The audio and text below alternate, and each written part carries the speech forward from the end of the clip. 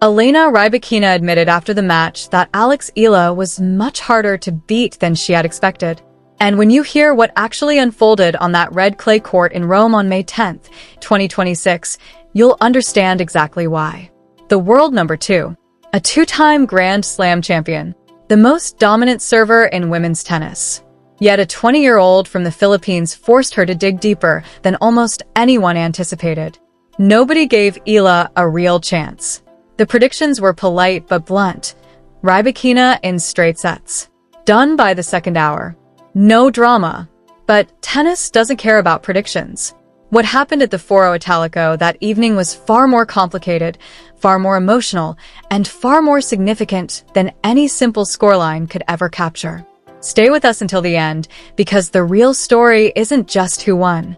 It's what this match revealed about both players, and what it signals for the future of women's tennis.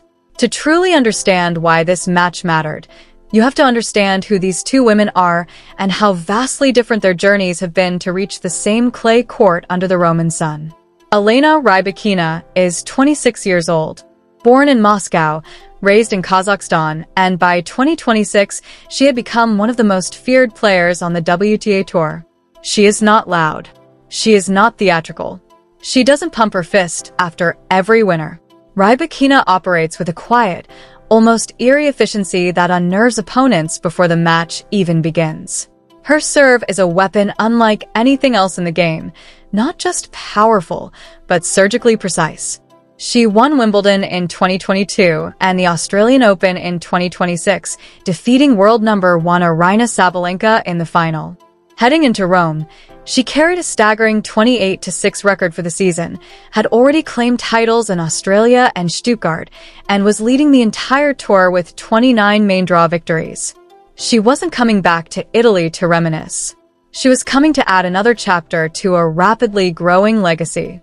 And then there was Alex Eala, 20 years old, world number 37. A left-hander from the Philippines who learned her craft at the Rafael Nadal Academy in Spain and carries the hopes of an entire nation every time she steps onto the court. Before Rome, the 2026 clay season had been unforgiving. Early exits in Austria, a first-round loss in Stuttgart, and a second-round defeat in Madrid. The surface that should have suited her aggressive baseline style had instead exposed her inconsistencies. But something shifted in Rome. She battled past Magdalena Frech in the first round in a gritty 3-set win, 6-3, 3-6, 6-4, that showcased both her brilliance and her fighting spirit. Then she faced Wang Xinyu, the player who had beaten her earlier in the year. This time, Eala didn't just win. She dominated 6-4, 6-3, converting 7 of 11 break points and hitting winners from angles that made veterans stop and take notice. For the first time in her career, Alex Eala had reached the third round of a WTA 1000 clay court event. She was playing the best clay court tennis of her young life. Her next opponent? The defending champion and world number 2. Before the match, Rybakina was asked about Eala's lefty game. Her answer revealed everything about how seriously she was taking this opponent. "We didn't even practice before.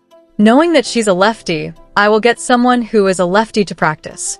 I will definitely talk to the team about the tactics and fight for each point."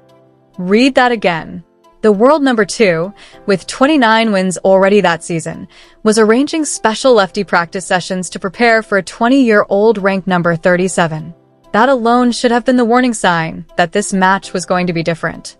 The match was scheduled for Sunday evening at the Foro Italico. From the very first game, it was clear this would not be the clinical dismantling most had predicted. Eala served first. That opening service game alone told the story. She needed 11 points just to hold. 11. The average first service game lasts 5 or 6 points. 11 meant long rallies, heavy pressure, multiple deuces, and heroic saves. It meant Rybakina had come out sharp and aggressive, immediately hunting for weaknesses.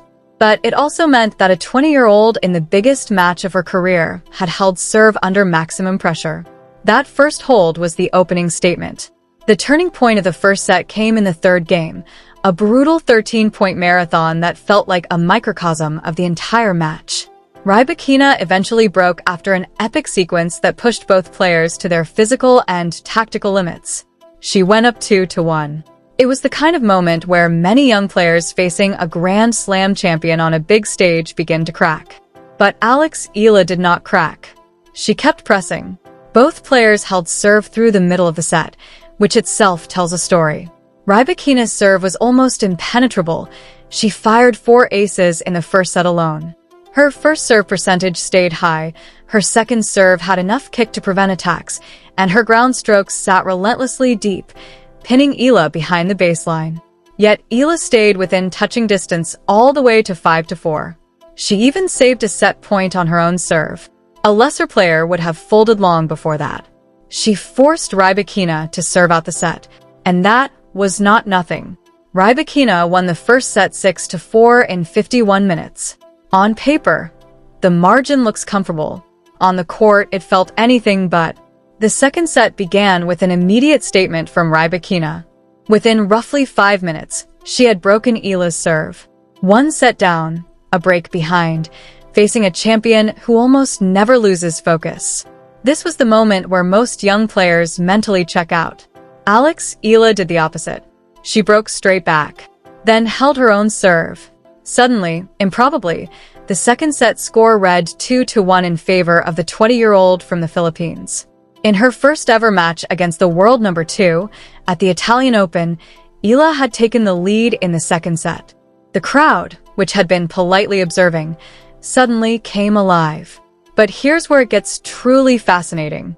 The question was never whether Eala could lead. It was whether she could survive. What came next? In elite tennis, there is a specific, terrifying moment when a great champion decides the match will no longer be close. It's not always obvious in the stats right away. It shows in posture, in the extra weight behind every shot, and in the total lack of hesitation on big decisions. When Rybakina shifted gears in the middle of that second set, you could feel it in the air. Down 2-3, Eala needed to hold serve to stay in contention. Rybakina created 3 break points in that game and converted 1. The lead was gone. Rybakina reclaimed control at 3-2, and from that moment, she played with a quiet, remorseless precision that has defined her entire season. What made this stretch so revealing wasn't just Rybakina's power, it was how effectively she neutralized everything Eala tried to build. Eala's left-handed serve creates a natural kick-out wide on the deuce side that troubles right-handers. Rybakina had clearly prepared for it. She had sourced a lefty practice partner specifically for this matchup, and it showed. Her return positioning was adjusted. She took time away on the wide serves and turned potential free points into long, contested rallies where her superior depth gave her the edge. There was also a pivotal late second set moment that commentators have replayed repeatedly. Eala had a chance to step in at the net and apply pressure, but the ball clipped the tape and fell short. Rybakina pounced immediately, held serve, and closed out the match with a powerful forehand winner into the open court. Final score, 6-4, 6-3 in 1 hour and 32 minutes. On paper, it looks straightforward. The deeper statistics tell a more complicated story. Rybakina converted 4 of 7 break points. Eala converted 1. Rybakina hit 6 aces. Eala hit 1. And yet, in the second set, Eala pushed the world number 2 to the limit. Her record against top 10 players improved to 3-4, with notable wins over players like Coco Gauff, Madison Keys, Iga Swiatek, and Jasmine Paolini already on her resume. Rybakina did not become the 5th name on that list, but the manner in which Eala competed made one thing very clear. The question is no longer if, but when. Before the match, Rybakina had been candid about her preparation. She admitted to sourcing a left-handed sparring partner specifically for Eala. After the match, her words and the respect in them reverberated across the tennis world. She had gone in knowing Eala's lefty serve would cause problems. What she didn't fully anticipate was the 20-year-old's mental composure in the biggest match of her career. Eala played without fear. She broke back when broken. She led in the second set. She made the world number 2 work for every single point. For a significant portion of the 1 hour and 32 minutes, the match was genuinely competitive. The fact that the world number 2 needed to specially prepare for a player ranked number 37 says everything about the reputation Eala has already built. Before Rome, Eala had struggled on clay. Early exits in Austria, Stuttgart, and Madrid had raised questions. But Rome showed something different. She is a player who learns best from high-pressure environments. The confidence gained from dominating Wang Xinyu carried directly into her match against Rybakina. What Rybakina's preparation and the length of the match revealed is simple but powerful. The 20-year-old from Manila is no longer just an interesting prospect. She is a real threat. She is the kind of player that world number 2s now have to prepare for specifically. That is an entirely different category. Decision-making under pressure. Knowing exactly when to attack and when to survive. Rybakina is still on the right side of that gap, but the distance is closing fast, and everyone inside the Foro Italico could feel it. What happens next for both players may be the most important chapter in this story. The Italian Open 2026 gave us a scoreline that looked simple on paper, 6-4, 6-3.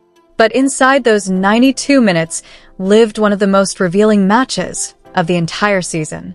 Elena Rybakina showed exactly why she is the most dominant and consistent force in women's tennis right now. Alex Eala showed exactly why the world number 2 felt the need to prepare specifically for her. Together, they delivered 92 minutes of tennis that actually meant something, not just for their individual careers, but for the future direction of the sport itself. This is what it looks like when a new generation starts knocking loudly on the door of greatness. And we are all fortunate enough to be watching it unfold in real time. From the early struggles on clay to dominating Wang Xinyu, to pushing the world number 2 to the brink in Rome, Alex Eala is no longer an exciting prospect. She is a legitimate contender who is forcing the best players in the world to adjust and respect her. The gap is closing. If this video showed you something new about these two incredible athletes and the shifting landscape of women's tennis, hit that subscribe button right now. We cover the WTA with depth, honesty, and the respect this game deserves. New videos drop regularly, including full tactical breakdowns, behind-the-scenes stories, and immediate reactions to the biggest matches. Don't miss what's coming next. Turn on notifications and join the ride.